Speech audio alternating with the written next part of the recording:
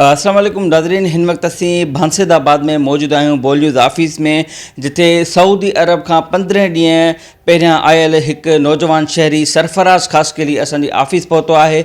पाक किताब खणी करे हुनजो चवणु आहे त हुनजो ज़मीनी कुछ मामलात आहिनि जंहिंजे सबबु कुझु हुनजा रिश्तेदार अज़ीज़ ऐं कुझु हुनजा मुखालिफ़ दुश्मन जेके आहिनि मुख़्तलिफ़ थाणनि ते हिनखे कूड़नि केसनि में फासाइणु चाहिनि था, जंहिंजे करे हू जेको आहे कुझु टाइम पहिरियां SSP ऑफिस जामशोर में पहुची करे पाक किताब ते जेको आहे इहो क्लियरेंस ॾेई आयो हो त हुनजे कंहिं बि क़िस्म जी ॾोहारी सरगर्मियुनि में या मंशात में हुनजो को बि तालुक़ु कोन्हे को। वधीक हुन खां ज़बानी पुछंदा भाईजान तव्हां क़ुर शरीफ़ खणी आया हो, हीअ असांजे ईमान जी हद जेका पॉइंट हूंदी आहे न, हाणे तव्हां क़ुर पाक खे हाज़िर नाज़िर करे छा था ॿुधायो?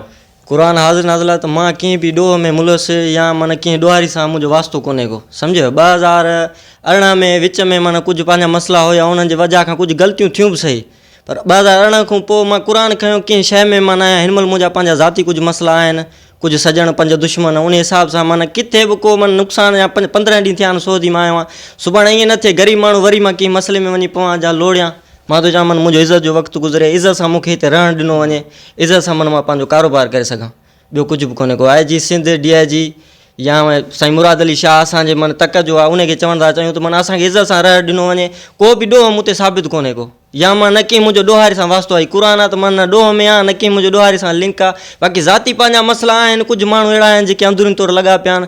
बाक़ी न मां ॾोह कयां थो, न मुंहिंजो कंहिं ॾोहारी सां वास्तो आहे, न की छा बेगुनाह माना हिकिड़ो फासायो थो वञे, या माना को बि एक्शन खयो वञे हिकिड़ो फासायो वञे, छो जो हज़ारे मसइला आहिनि, पंहिंजा बिरादरी जा मसइला आहिनि, या कुझु बि मसइला आहिनि, त उन हिसाब सां मां चवां मूंखे इज़त सां रहणु ॾिनो वञे, बेगुनाह कंहिं ॻाल्हि में या बेगुनाह कंहिं मसइलनि में मूंखे न फासायो वञे। जिन माण्हुनि मां ख़तरो आहे उन्हनि जा नाला तव्हां ॿुधाए सघो था या तव्हां पंहिंजे मिटनि माइटनि खे ॿुधाइनि? मां पंहिंजे मिटनि माइटनि खे ॿुधाए छॾिया आहिनि, जेके आहिनि पंहिंजा आहिनि या परावा आहिनि, सभिनी खे ख़बर आहे त केरु सजण केरु दुश्मन आहे। मां हिन महिल निर्वार कंहिंखे करणु नथो चाहियां, सम्झो। छा मुतालबो आहे हिन महिल? इहो मुतालबो आहे त माना हिन महिल आयो आहियां मां सऊदी मां 15 ॾींहं थिया आहिनि, मूंखे इज़त सां रहणु ॾिनो वञे, क़ुर जे सदके माना हिकिड़ो मूंखे सुकून सां रहणु ॾिनो वञे, न मुंहिंजो कंहिं ॾोह सां वास्तो, न कंहिं ॾोहारी सां वास्तो, न कंहिं सां मुंहिंजी लिंक आहे।